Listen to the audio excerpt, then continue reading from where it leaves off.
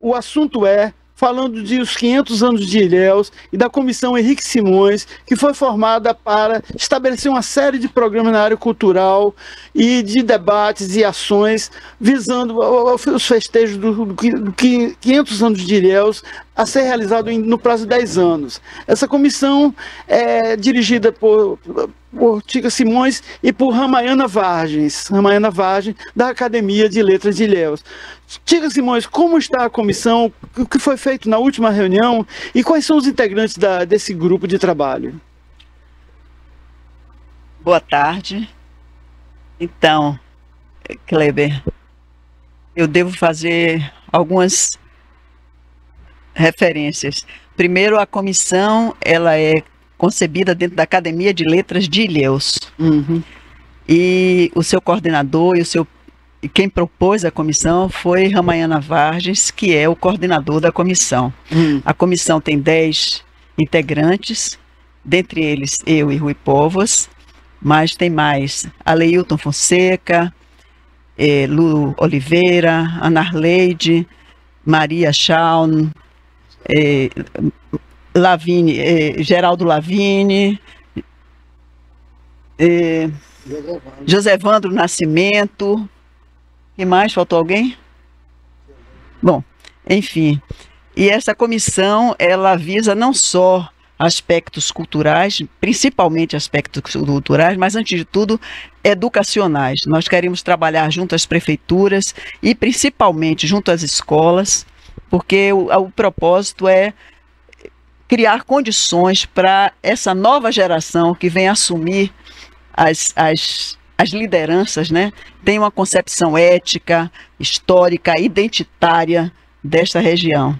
Então, a programação que nós pretendemos é simplesmente de coordenação, mas queremos contar com todos os segmentos sociais, principalmente com as instituições de educação, para poder, a partir daí, nós trabalharmos com a juventude, com as pessoas todas interessadas numa região melhor, principalmente numa Ilhéus melhor, preparar Ilhéus não para festejo simplesmente, mas para atitudes e ações que venham a dar condições de vida melhor para seus cidadãos. Certo. Eu comecei o programa e cometi um erro. Primeiro é apresentar o professor Rui do Carmo Povas, autor de um livro que eu considero antológico e clássico no gênero, que é o de Linguagem do Candomblé, que foi a tese dele de mestrado há mais de 20 anos. E também a professora Tica Simões, que é autora de vários livros, inclusive Pluralidades, e também da tese de doutorado Comunicação em Tempo de Revolução, numa universidade portuguesa. Essa comissão já começou a trabalhar, já tem algum projeto em andamento? Quais são esses projetos? Olha, a comissão foi criada ainda já em maio, né? Mas tem 2 meses.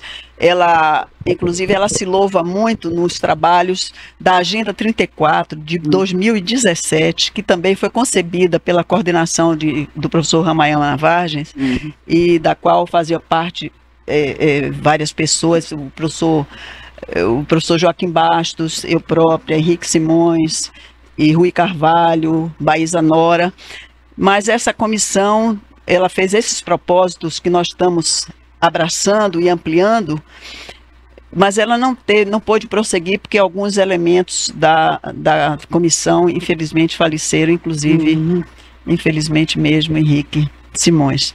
E quando o Ramayana propôs a criação da comissão da academia, que a academia coordenasse esses propósitos, ele sugeriu que a comissão se chamasse Henrique Simões por conta do trabalho que Henrique desenvolveu quando foi presidente da comissão dos 500 anos do Brasil. Naquele momento, a comissão foi criada na UESC, no reitorado da professora Renê Albagli, e nós fizemos um trabalho em todo o território nacional, inclusive que teve uma culminância em Porto Seguro, e com publicações, com congressos e com trabalho nas escolas. Ele, inclusive, publicou o Achamento do Brasil, que é uma visão muito identitária, né, uma releitura da Carta de Caminha, e fizemos um trabalho nas escolas do estado da Bahia nesse sentido. Então, por isso foi proposto o nome da comissão, já que você começou referindo que era a Comissão Henrique Simões, eu me sinto na obrigação de justificar. Isso vai incluir também um prêmio literário também, na época dos festejos, alguma coisa assim? Que, não, nesse percurso dos 10 anos, porque nós estamos em 2024. Do 24. Então, temos 10 anos de trabalho. Estamos propondo a cada 2 anos, nós fazermos programações de ações a cada 2 anos. Claro que isso tem previsão, nós estamos ainda trabalhando o planejamento, mas temos previsão sim de concursos, de trabalho nas escolas, de trabalhos culturais, inclusive quem sabe até de um museu interativo da cultura da região, porque um dos propósitos é exatamente o trabalho da nossa identidade, inclusive com os povos, né? Os povos primeiros, os indígenas, os negros, que está aqui representado por Rui, que vai falar para nós nesse instante. Então, nós estamos trabalhando com como é que foi a formação desse povo grapiúna, como nós chamamos, né? Isso aí requer uma série de projetos que nós estamos trabalhando para, inclusive, dar conhecimento à comunidade do que pretendemos e fazendo avaliação a cada 2 anos do progresso que deveremos ter. Professor Rui, o negro no Brasil ele tem uma contribuição à cultura, na gastronomia, na religião, em todos os setores da vida nacional. Em Ilhéus, no Rio do Engenho, teve um engenho lá, que os negros até escravos fizeram uma revolução. O senhor tem notícia dessa revolução, como é que ela foi, o que foi que aconteceu realmente, e qual foi o fato inovador na história do Brasil nesse movimento? Cordiais saudações, manifesto meu prazer e alegria, contentamento por estar ladeado por figuras tão impolutas. Para chegarmos ao Engenho de Santana, nós estaremos no meio do caminho, porque a história do negro na capitania de Ilhéus começa muito antes, desde quando o branco colonizador aportou às nossas costas. Pois bem, acontece que a nação, a sociedade que foi se formando do ponto de vista de que o branco sempre se extremou socialmente e que os povos originários eram povos selvagens. E como não se tinha máquina, foi-se buscar os semoventes na África, que aos olhos do branco judaico-cristãos, nunca o negro foi considerado gente, e sim semovente. Então, o dono do semovente podia matar, podia esfolar, podia vender, podia aprisionar, deixar com fome, amarrar, castigar, ferrar. Foi assim que esta sociedade foi se formando. Antes de chegarmos ao Rio de Engenho, ao Engenho de Santana, vamos dar um salto e chegarmos a 1888, quando houve a chamada libertação dos escravos. Mas a libertação dos escravos se deu como? Tangendo o negro escravo da senzala para fora. Para que destino? Pouco importava, que ninguém ia se preocupar com seu movente. Então, o negro saiu da senzala sem direito à escola, sem direito à propriedade, sem direito à profissionalização. Mas acontece que o tempo comprovou que não se tratavam de semoventes e sim de gente. E com gente, com gado a gente ferra, tange e mata, como diz a música popular. Mas com gente é diferente. Então o que aconteceu? Bom, acompanhando a história do Brasil, que está publicada nas páginas dos livros, através de trabalhos de pesquisadores e estudiosos, a gente vai perceber que Ilhéus era um porto clandestino. Porque a clandestinagem sempre foi uma tônica dominante para que as pessoas evitem de pagar impostos e emolumentos estaduais, municipais e federais. Quanto mais escondido do governo, melhor ainda. Essa é a tônica dominante que até hoje está aí. Pois bem, então, Ilhéus, do Porto de Ilhéus, aportavam as naus, trazendo escravos à revelia das atividades alfandegárias. E por isso a gente não tem muito registro de quais tribos, de que lugar da África vieram os negros para Ilhéus. Por exemplo, há um fato de que um navio, isto é, uma nau portuguesa abarrotada de escravos, naufragou perto do Porto de Ilhéus e que muitos tanto brancos como os negros morreram no naufrágio, mas muitos negros escaparam e chegaram nadando à costa. Foram para onde? O que aconteceu com eles? Ninguém sabe. Essa história está apagada. Era um navio clandestino. Bom, então se estabeleceu no Brasil a tônica da construção de engenhos, porque ter engenho era ter dinheiro na mão. Se construiu ali, onde hoje é o Rio de Engenho, o famoso Engenho de Santana, chamado Engenho Real, que exportava 10 mil arroba por ano de açúcar, tinha cerca de 300 escravos, e como você bem disse, foi um engenho diferente em que os escravos se reuniram e deflagraram uma greve, uma revolução e escreveram um documento. Repara que história inusitada. Não é uma população ágrafa escrever um documento dizendo ao patrão, ao senhor de engenho, quais as condições para retomarem o trabalho. Eles não queriam sair do trabalho, queriam outras condições. Eles queriam melhores condições de trabalho, melhores condições de vida. Melhores condições de vida, melhores condições de trabalho. Bom, é verdade, e a história comprovou que esse movimento estava fadado ao fracasso. Inclusive as lideranças foram condenadas e desapareceram da história, ninguém sabe como. Esse engenho de Santana era de propriedade do terceiro governador do Brasil, né? Mendes Sá, não é? Depois da morte de Mendes Sá, passou para uma filha dele, que depois doou a uns frades de Portugal, e que eles administravam de longe, eles cá não vinham. Pois bem, então, essa história do negro, do ponto de vista acadêmico, sempre foi mal contada. Porque ninguém queria saber de história de negro, nem história de índio. Isso não importava a ninguém, não importava a elite dominante. Então essa história está mal registrada até hoje. Mas paralela a essa história, corria uma outra, uma história oral, que ia passando de geração para geração, principalmente da parte dos negros e seus descendentes.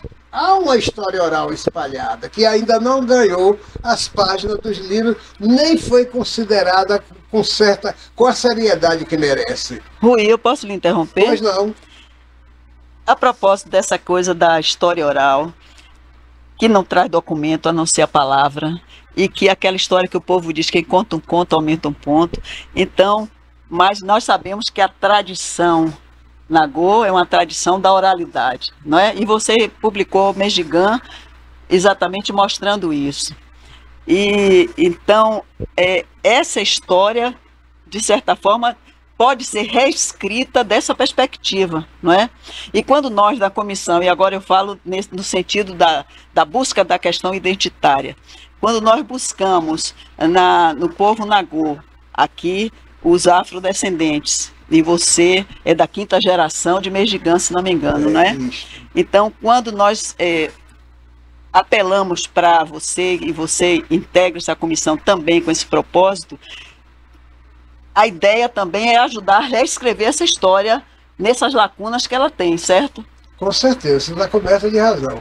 A minha proposta de trazer estas páginas orais para as páginas escritas é para que dê foros de crédito e de crença a uma história, a essa história paralela, não é? Que é veiculada pela oralidade. Quem são os agentes historiadores do ponto de vista da oralidade? Sempre os mais velhos. Por que os mais velhos? Porque eles tiveram tempo de ouvir bastante, de ouvir os relatos repetidas vezes, né? Que é uma tônica do Nagô. Repetir para ficar gravado para sempre. Desde que quem ouve tem uma obrigação de levar adiante. Então eu fui criado no meio de pessoas afrodescendentes que contavam a história do negro, do percurso do negro nesta região, nos confrontos e nos embates com a civilização branca, a elite dominante, ora pela negociação, ora pela perseguição. E muitas vezes esse povo perdeu a luta, né? Porque era uma luta imbricada não só do ponto de vista socioeconômico, mas também religioso. Porque os negros sempre foram considerados filhos do demônio do ponto de vista da elite extremada, né? o negro era filho do Satanás, e mesmo precisava batizar a pulso para expulsar o espírito do Satanás e empurrar a boa nova a goela abaixo, custasse o que custasse. A própria Igreja Católica parece que julgava o negro não como ser humano, mas como um semoventes, como um animal. Como semoventes, com certeza. Então essa história que precisa ser reconsiderada, tomada como legítima, está aí espraiada.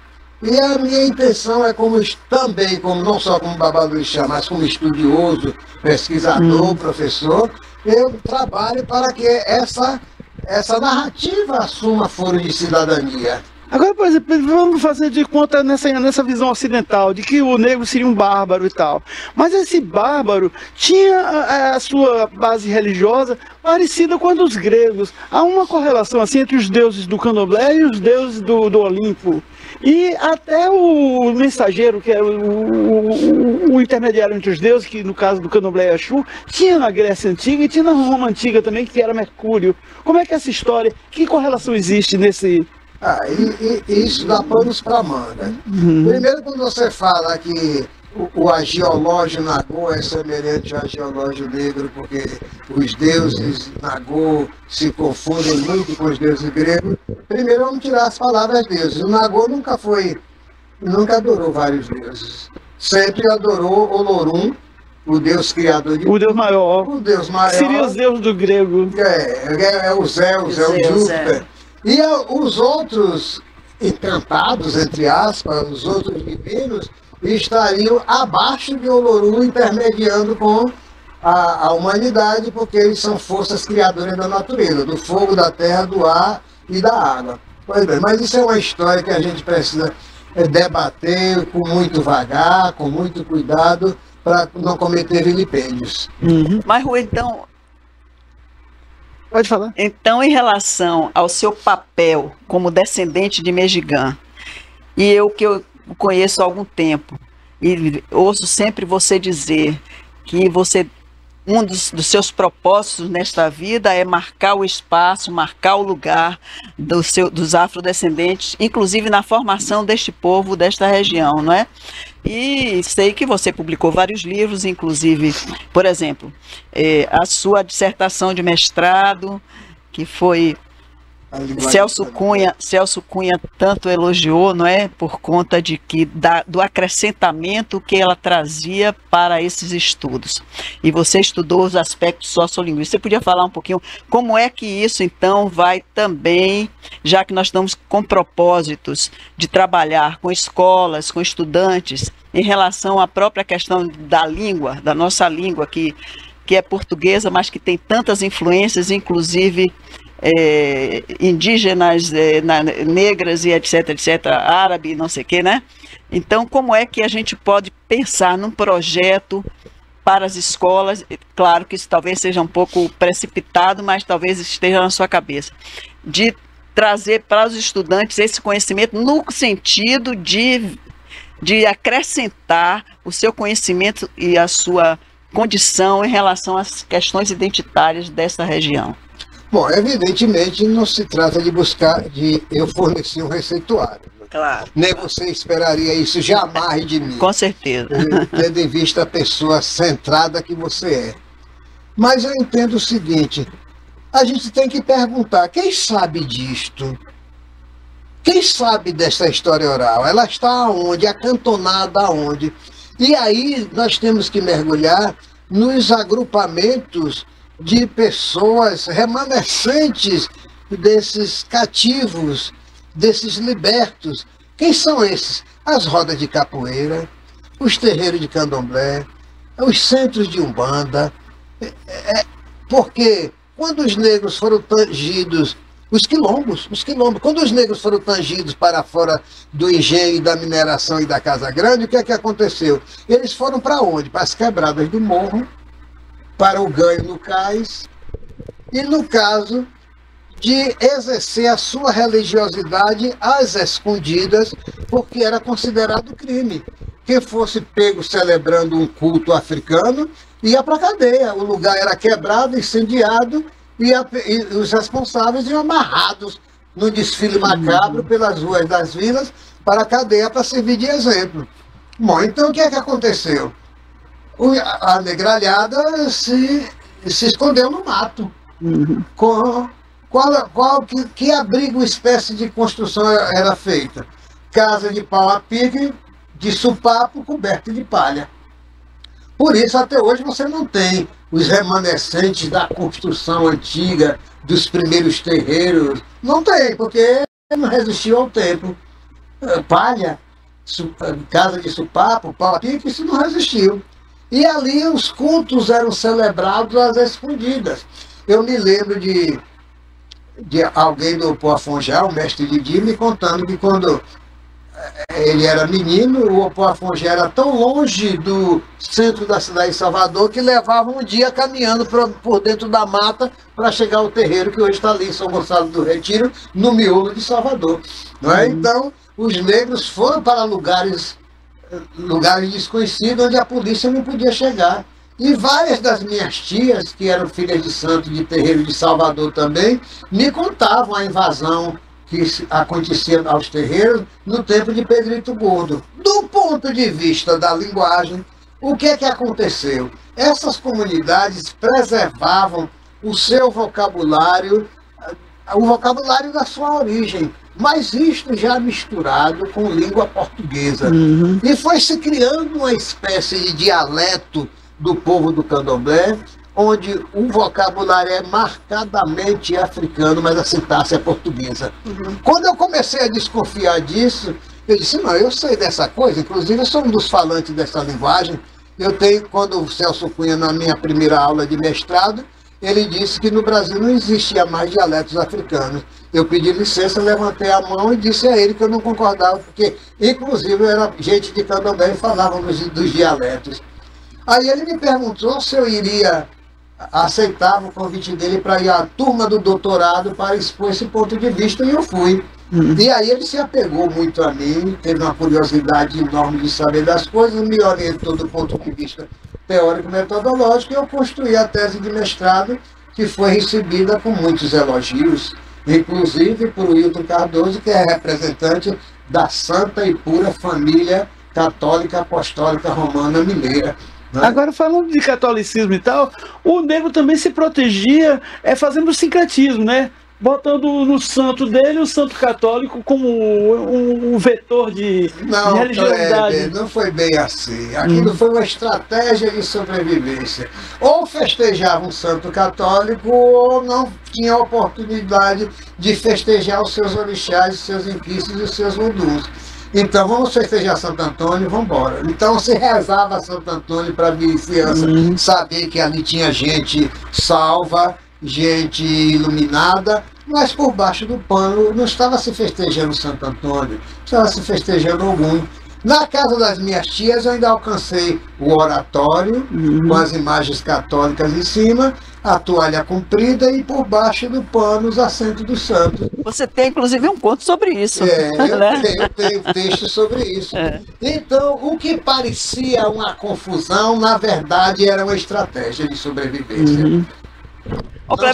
Me permita, desculpa, eu lhe interrompi, mas é porque eu não queria perder o gancho daquele assunto da busca das coisas, né?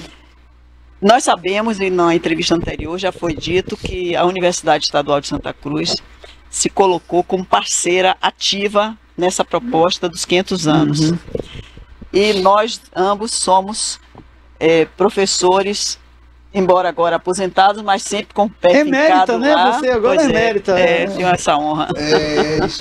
Então, e nós pensamos se nós não poderíamos, essa ideia que você tem do resgate nesses vários locais, se nós não poderíamos fazer um projeto com recurso também da universidade, recurso humano da universidade, e inclusive, quem sabe, até envolvendo o pessoal da iniciação científica, porque é um pessoal também que está em formação, e as escolas. É uma coisa para se pensar, não? Às vezes eu me surpreendo quando esperam tanta coisa de mim, esquecidos que eu não tenho mais 30 anos, estou com 81. Então eu não tenho mais disso, embora eu seja sadio, não me sinto fraco, me sinto forte, parece que a mente ainda está funcionando direitinho, vocês que me ouvem aqui podem dizer isso, mas eu não me sinto mais animado para ir a campo como eu fiz. Não falei para você ir a campo, falei para você coordenar. Não, isso me deixa descansado. Não, eu não falei para você ir a campo, falei que a gente pode, com a universidade, com os departamentos, não é? Envolver a iniciação científica e pensar numa coordenação para desencadear isso. Como você é o detentor desse conhecimento, não é? É a quem chamar, a quem convidar. Exatamente. Então, a quem convidar, o Cauê, por exemplo, que está lá na universidade, que é um grupo de pesquisa voltado para estas questões. Também para esta não é? área. Então, a gente pode tentar envolver esse pessoal, que é uma das ações, respondendo à pergunta de Kleber, o que é que a comissão pretende fazer? Essa poderia ser uma das ações que envolve a cultura afrodescendente. E aí você me traz de volta a lembrança de que eu sou o fundador do Cauê, e o Cauê foi criado justamente com este objetivo de resgatar este conhecimento. Isso. Não é? Tem até uma revista, né, também, uma publicação. Tinha. Há muito tempo que ela deixou isso. E o livro seu, que é realmente uma sinalização, que se chama Da Porteira para Fora, né? Da Porteira para Fora. Então, que mostra exatamente o que é dentro da porteira, o que é fora da porteira. E é do lado de fora que a gente quer trazer um pouco do que está lá do lado de dentro, né? Esse aporte cultural que ele pode dar essa contribuição, ele tem outra coisa também, os itãs, que ele tem até livros sobre temas, sobre os itãs, e que são assim, fábulas como as fábulas também dos romanos e dos gregos, tá entendendo? É outra similaridade entre o africano e o... de entrar na escola. Aquelas narrativas que eu resgatei, aliás, eu não resgatei as narrativas, eu resgatei um mostruário. Não é de narrativas. Aquilo era proibido ser dito na escola, porque se contava as fábulas de Esopo, La Fontaine, etc, etc. Não é? Meu pai era um branco, meu pai era latifundiário, meu pai era coronel do cacau, e desde cedo me encheu de livros da cultura branca. Mas eu adquiria uma outra cultura, que era a cultura de minha mãe, que era uma negra do candomblé. Não me pergunte como eles dois se juntaram, ele que detestava coisa dos negros e conviveu com minha mãe até que a morte separou. Nunca os vi brigar de maneira nenhuma, por assunto nenhum. Pois bem, então, essas histórias eram barradas. De que falam essas histórias? São histórias para aprender e ensinar, através de princípios éticos e morais que combinavam a narrativa. E isto eu nasci e me criei ouvindo aquelas histórias e não vi essas histórias em livro nenhum. Eu disse, não, essas histórias tem que ganhar página de livro. E aí quando eu entrei na universidade, que fui me formando, graças ao empenho de Tica Simões, Margarida Fael e outras colegas, que eu fui me transformando em estudioso e pesquisador, além de ser professor, eu tive fôlego para escrever as histórias, colocá-las em livro e publicar. E elas estão aí. Não é? Hoje o senhor tem quantos livros publicados, professor? 21. 21, né? O último foi esse, O Risco e o Laço, Traçado do Destino Nagô, Traçado do Destino Nagô, que ele me deu gentilmente e eu agradeço também, viu? Pois é. Então, depois de aposentado, eu não voltei para casa para criar galinhas. Eu continuei estudando, pesquisando, me encontrando com as minhas colegas do tipo Margarida Fael, Ana Del Vaz, Tica Simões, Baísa Nora. São pessoas que nós estamos em constante diálogo, em permanente estudo. Às vezes nós fazemos um almoço na casa de uma delas e o almoço termina sendo o quê? Um debate literário. Não é, Tica? Termina conversando de coisa muito séria. A sobremesa é maior que o almoço. Porque no Brasil tem duas coisas que não são bem tratadas na vida prática. Primeiro, a universidade forma o profissional, mas não dá o guia para ele entrar no mercado e como ele vai operar nesse mercado de trabalho. O aluno sai sem saber como é que vai funcionar o mercado. Ele tem uma noção teórica da profissão, do que vai fazer e não sabe. E o aposentado, ele se aposenta e a empresa que ele trabalha, o universo que ele viveu, não dá referenciais para ele continuar depois a ter esse feedback, a ter esse entrelaçamento, essa coisa que torna mais viva a pessoa, sabe? Porque aposentado não é morto, né? Não, eu não concordo muito com você, não. Porque, veja só, eu sou teimosamente otimista, eu admito isso. Mas veja só, a pessoa que está se formando, ele tem estágios, não é? Tem formação, tem orientação, agora tem essa parte da iniciação científica que é fundamental para quem se gradua, porque ele não só tem as questões em sala de aula, mas ele tem o trabalho de pesquisa, de conhecimento que está lá fora e que lhe dá um know-how para depois ele desenvolver. E o aposentado é uma questão de acomodação ou não, não é? Por exemplo, eu tenho o prazer de dizer que nós não nos acomodamos, não é, Rui? Porque a gente continua estudando, a gente continua fazendo alguma consultoria, não é? Como agora e passando para as pessoas um pouco que a gente amealhou durante a vida, né? Então, eu acho que é uma questão de cada um, não é não? E depois tem outra coisa, viu, Kleber? Não vamos tomar isso como uma regra geral para o Brasil inteiro. Há escolas e escolas, há universidades e universidades, há cursos e cursos. Há gente muito... E há estudiosos e estudiosos. E há quem faça a universidade apenas por fazer. Mas por diletantismo. Que não está muito interessado em se envolver com os problemas da nação, os problemas da sua região. Está mais a fim de viver um oba-oba. E isso é uma tônica dominante de agora, salvo honrosas exceções. Agora eu devo dizer também que há um certo preconceito social ao idoso. Por exemplo, a cultura Nagô ou as culturas asiáticas mais valorizam muito mais o idoso e a experiência e tudo que o indivíduo amealhou ao longo da vida, em termos de conhecimento, do que nós, principalmente os latino-americanos, não é? Porque acham que a pessoa idosa não sabe mais de nada.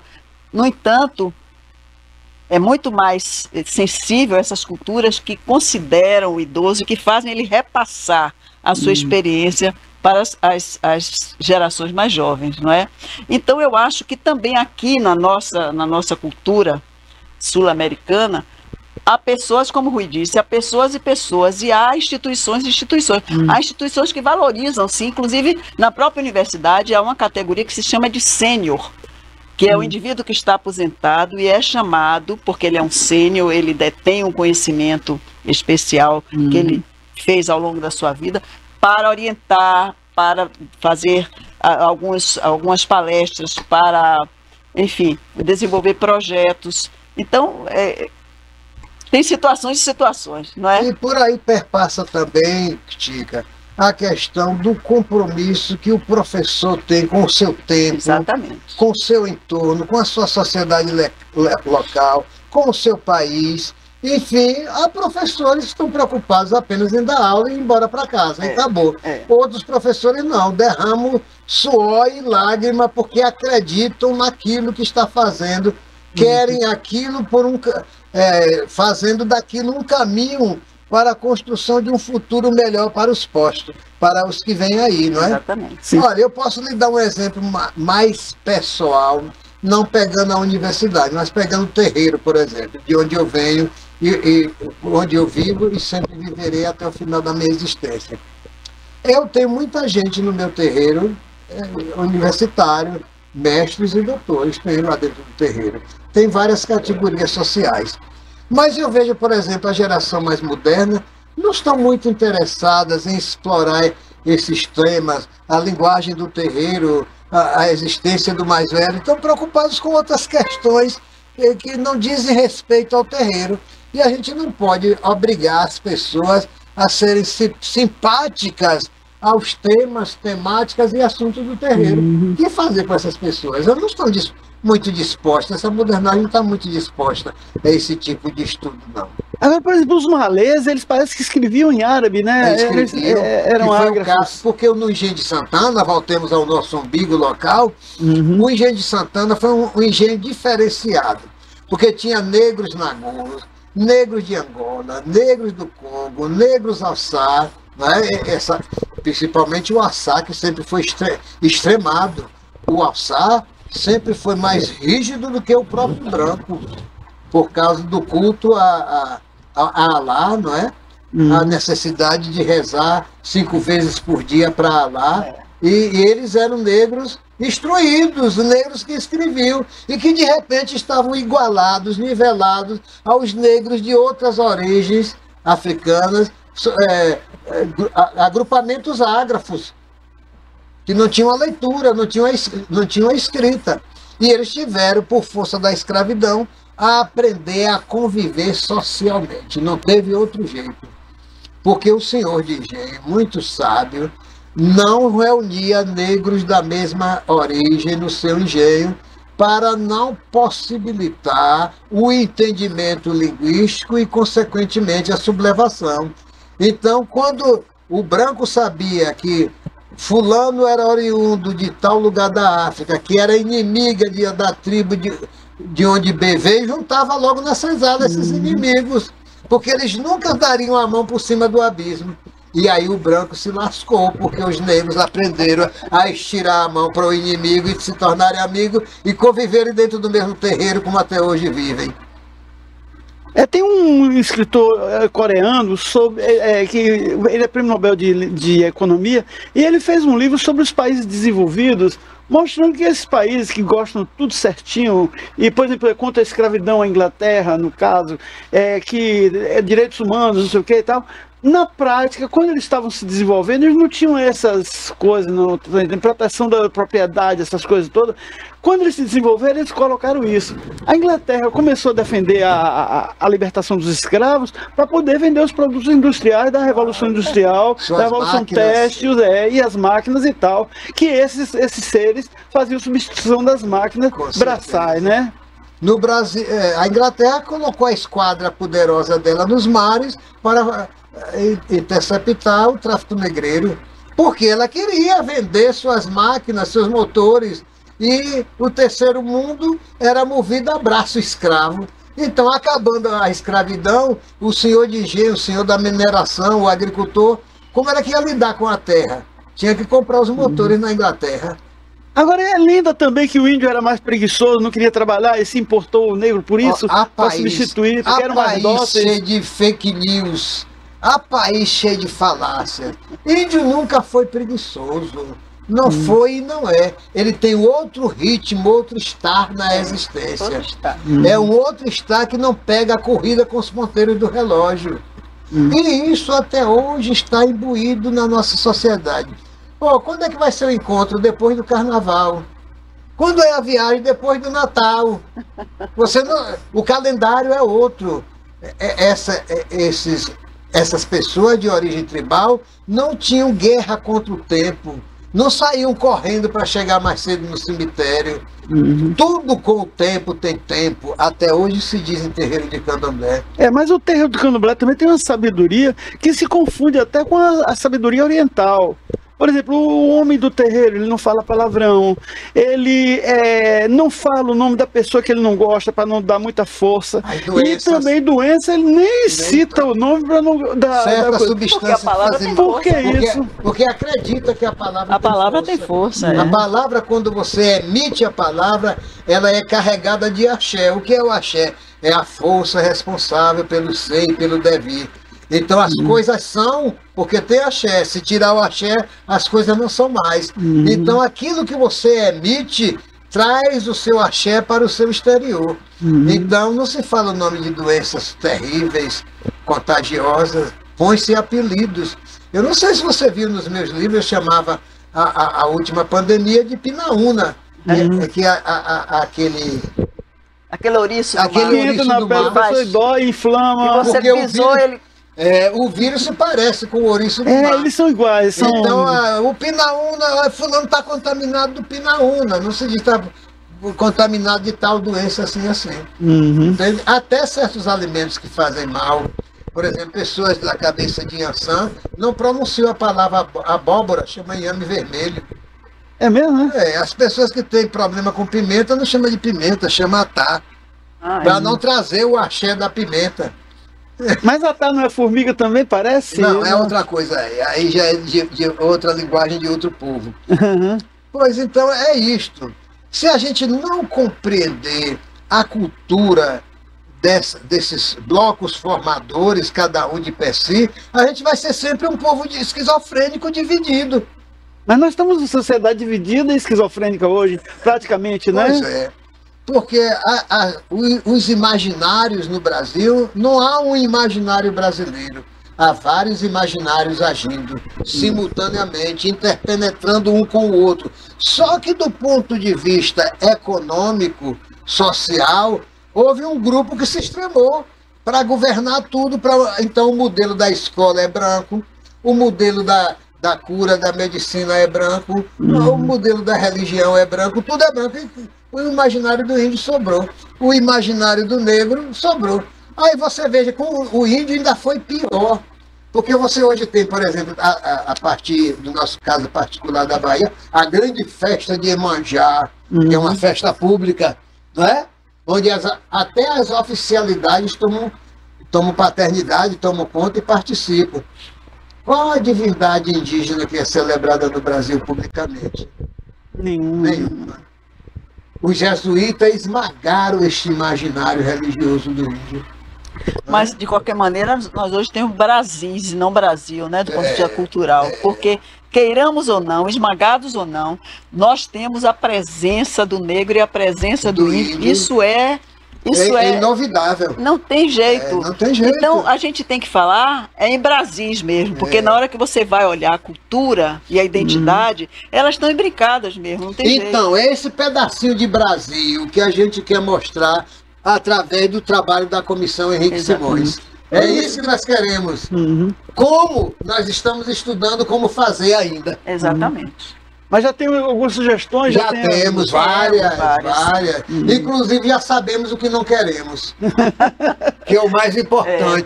Pois é. Agora o Roger Bastide, nos anos 50, 60, fez um livro interessante, Os Dois Brasis, né?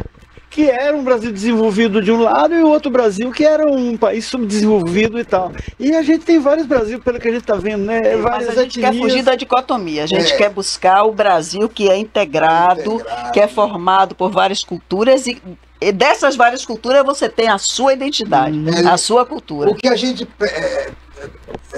busca não é fazer uma acusação. Não. De jeito nenhum. É uma reconsideração. É a soma. É a soma que a gente quer. A gente quer a soma.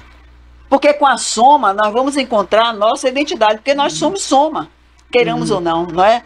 E dessa soma nós somos a nação brasileira. Que nesse território que é quase um continente, nós temos vários Brasis, porque se você olha para o sul, você tem uma cultura, se você olha para o Nordeste, você tem outra, não é? Então, em verdade, não é um Brasil, são vários Brasis, não é? A mesma cultura que produz a festa de Iemanjá lá no Rio Vermelho também produz o boi de Paratins. São duas coisas completamente diferentes, mas fazem parte do mesmo povo. Não são dois povos. E ainda tem o Carnaval do Rio de Janeiro, que tem as escolas de samba, né? Ainda tem os afoxés, que já é uma descendência da cultura do negro, né? As rodas de capoeira que estão aí, exportadas para o mundo. Agora, você falou do conhecimento do negro. E o conhecimento do negro na saúde, que não foi incorporado em nada à sociedade brasileira, ou foi? É outro ramo do conhecimento que a gente precisa primeiro entender. Porque esse ramo da medicina do negro não é uma medicina apenas da substância química. Há de se levar em consideração o axé. Por exemplo, você está doente e vai para um terreiro lhe curar, a primeira coisa que faz é tirar seu celular, você não vai assistir televisão, você vai ser recolhido do mundo para seu corpo se desestressar.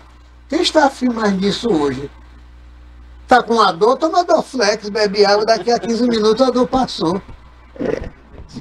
Não, mas a gente também tem que considerar que hoje está sendo também restaurado, a palavra não sei se é restaurado, mas está sendo valorizado e considerado a medicina natural, os chás, as folhas, não é? Que está sendo muito valorizado e a gente está vendo resultados. Não é? A gente chega lá, com certeza. Não há como deter a evolução, queiram ou não. Com o tempo, disse Cícero no mercado no Senado Romano. Todas as coisas mudam e nós mudamos com elas. Uhum. E a comissão já tem elaborado algum texto, alguma coisa já definida assim, de trabalho? Pois é, nós estamos preparando, nós estamos em processo.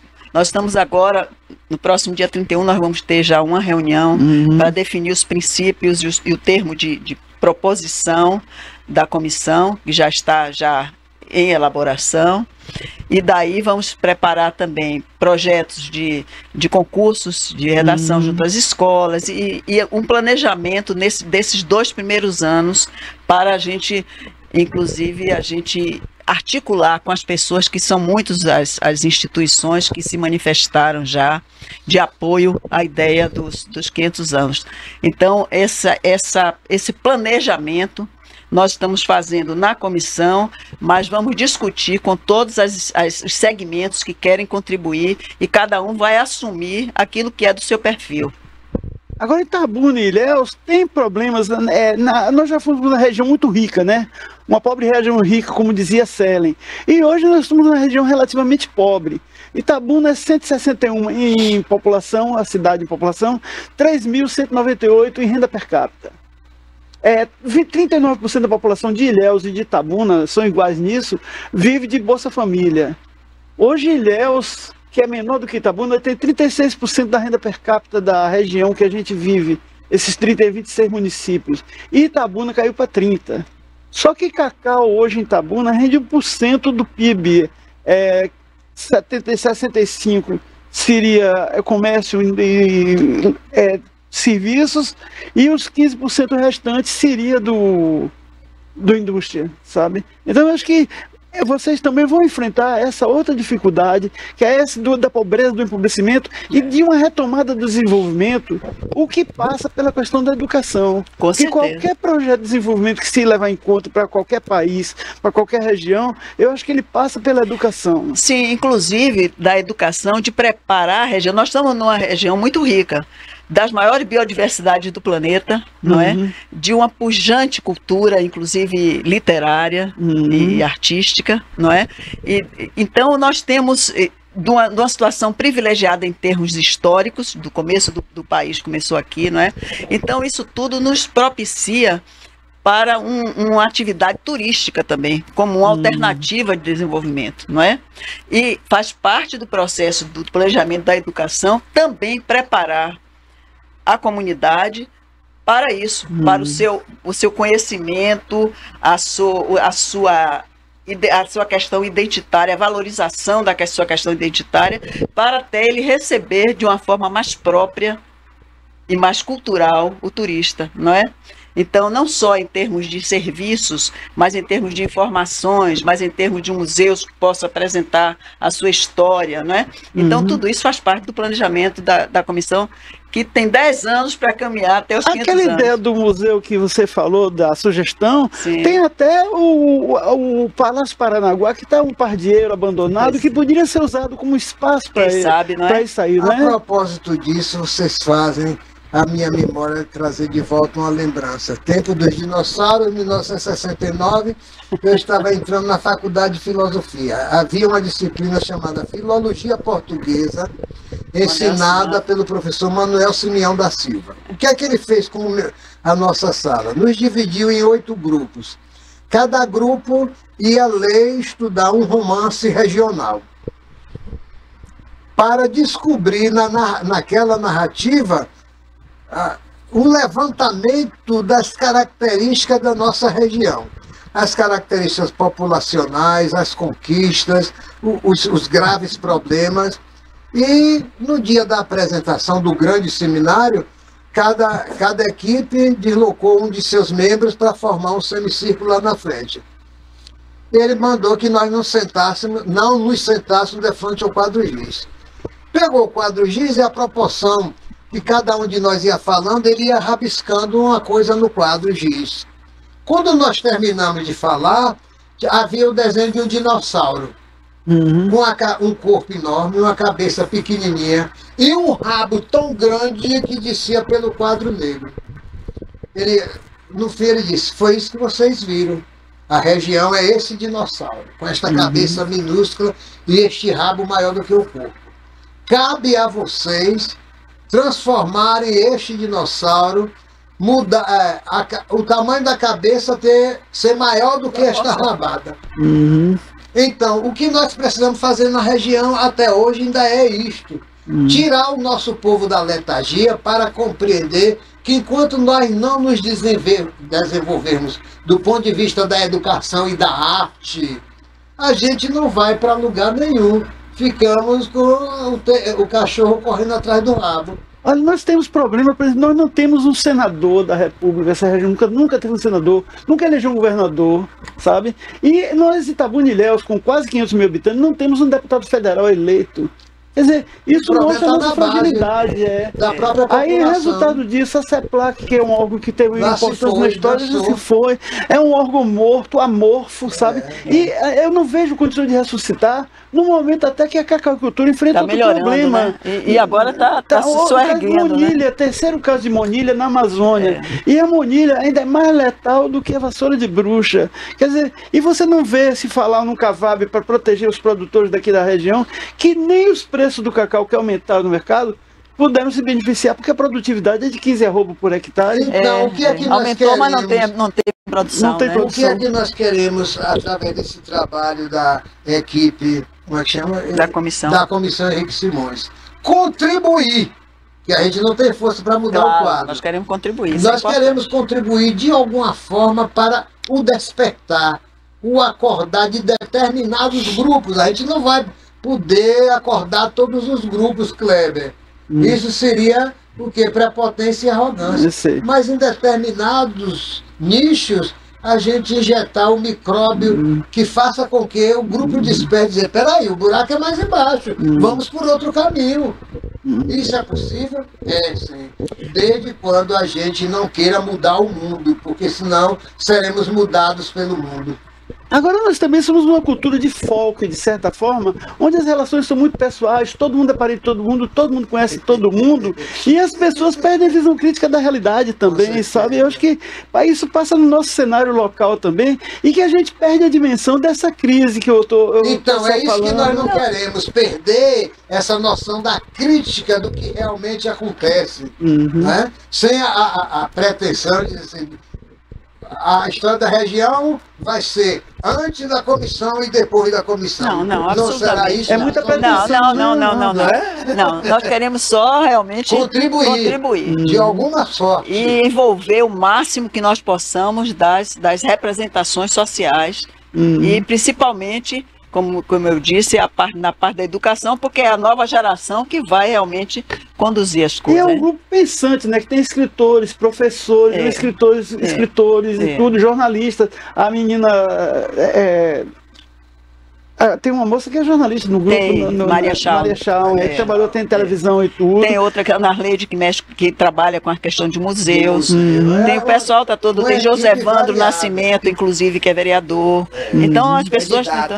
Pois é, mas é professor na universidade, tem a Leilton, que é professor na universidade. Enfim, as pessoas estão todas envolvidas e muito motivadas, isso é que é o mais importante, né? Muito motivadas para aquele movimento Ilhéus aderiu ao trabalho de vocês? Aquele movimento Nossa Ilhéus, que até divulgou um documento recentemente sobre a região e tudo. Sim, Viva Ilhéus, eu acho. Viva Ilhéus, sim, Socorro, né? Socorro, Não, ela foi e é muito entusiasta também. Está muito entusiasmada com a contribuição.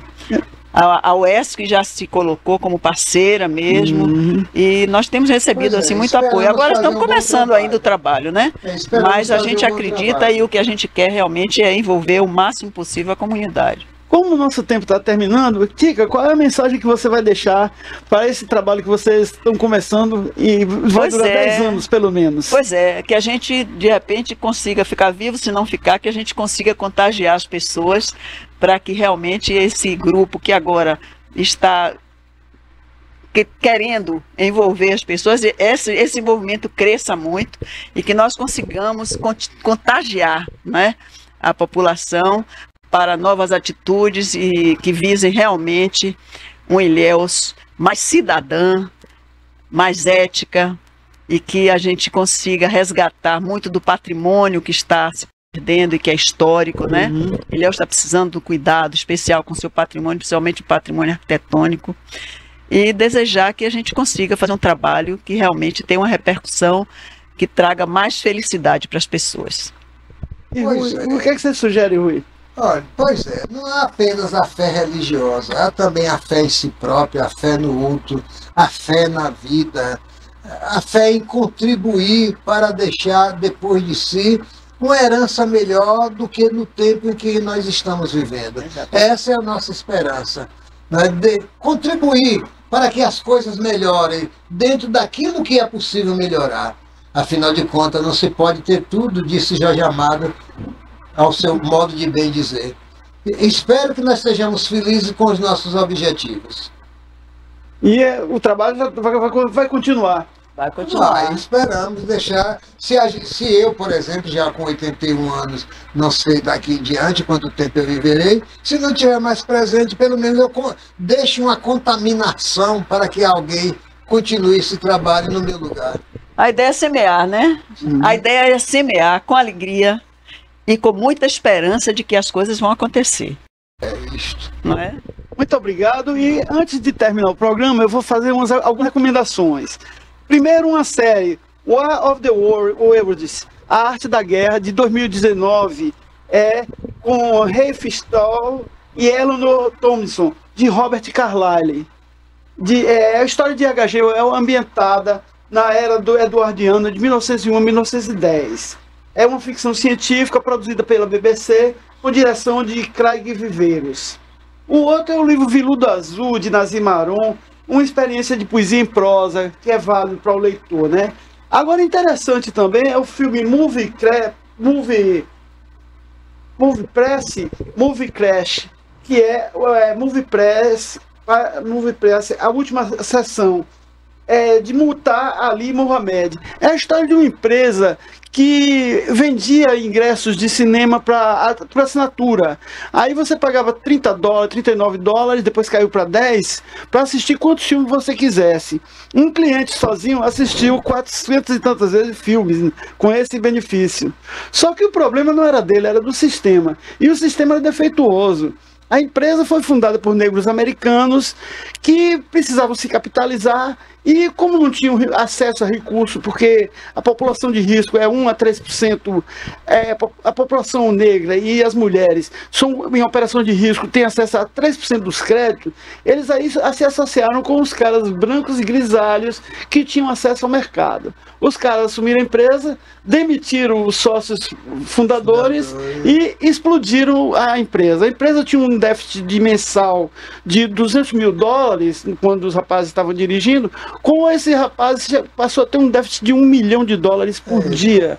E gastos em eventos, festas e tal. Contrataram um diretor de marketing, até uma produtora de filme, os caras botaram. E acabou numa falência, num processo para todo mundo. Se bem que a coisa quebrou do lado mais fraco.